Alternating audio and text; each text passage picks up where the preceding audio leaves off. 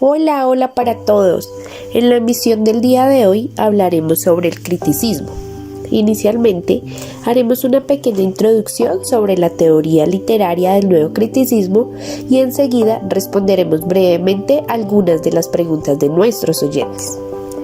Teoría literaria del nuevo criticismo, o también conocida como teoría de la literatura, es, en sus términos específicos, la disciplina general constitutiva, descriptiva y teórica que se ocupa de la literatura.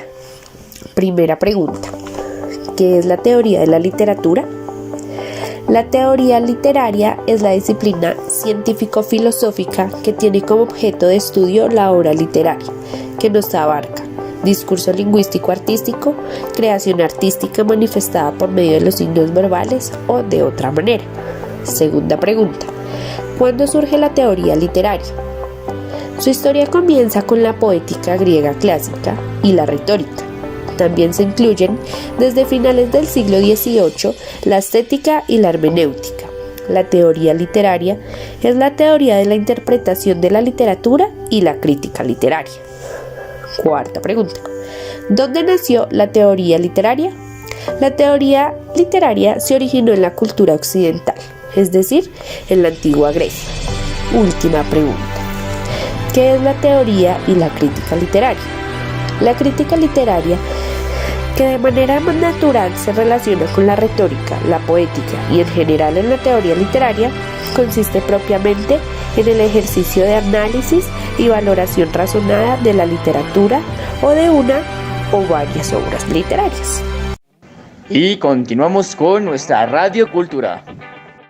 Gracias, Jessy, por esa gran introducción acerca de la teoría y del criticismo. Bueno, continuando con el tema del criticismo, nos acompaña esta mañana nuestro amigo Caicedo, que nos va a hacer unas pequeñas preguntas acerca del criticismo que él vio. Entonces, empezando más o menos con el tema, podemos decir que el criticismo o formalismo norteamericano es una corriente de la teoría literaria del siglo XX, originada en el sur de los Estados Unidos. Propone una lectura interior del texto, que presenta particular atención a sus ambigüedades y contradicciones internas propiamente lingüísticas y literarias. Entonces, continuando con nuestro amigo Caicedo, quisiera, ya que ya sabemos un poquito más del tema, que nos hiciera unas pequeñas preguntas. Ok, señorita Tatiana. Gracias. ¿Qué puntos critica el nuevo criticismo? Bueno, empezando con la falacia intencional, la segunda afectiva o psicológica, y la tercera falacia biográfica, y por último tenemos la falacia del mensaje. Pero desde su punto de vista, ¿cuál es la que más le llama la atención y por qué? A mí la falacia afectiva o psicológica, porque en esta falancia nos da la oportunidad nosotros como lectores dar nuestra propia interpretación, nuestra libre interpretación acerca del texto o el poema o lo que estemos leyendo.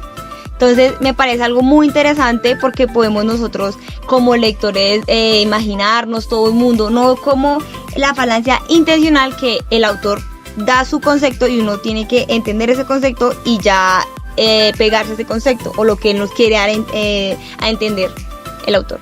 Ok, señorita Tatiana, muchísimas gracias. Gracias. Entonces, continuando con nuestro tema, podemos decir cuáles son los aportes de Elliot T.S. acerca de este criticismo. Creo que son dos, que es una teoría de la objetividad y la otra es la teoría de la corriente objetiva. Entrando más en materia, en los años 30, con independencia de lo que pasaba en la Europa continental y lo que hablaba pasando en el formalismo ruso y checo, hay una serie de autores que se plantean una crítica profesional, es decir, una crítica literaria que fuera transmisible del profesor a alumno y pudiera educar al gusto para distinguir lo que es la buena literatura de lo que no lo es. Entonces, ya como finalizando este tema, podemos decir que lo que nos hace el criticismo es poder nosotros interpretar esos textos, poder nosotros como dar nuestra propia idea de lo que nos transmiten estos textos y con la libre expresión. Entonces, gracias compañero, gracias profe y espero que les haya gustado esta pequeña información.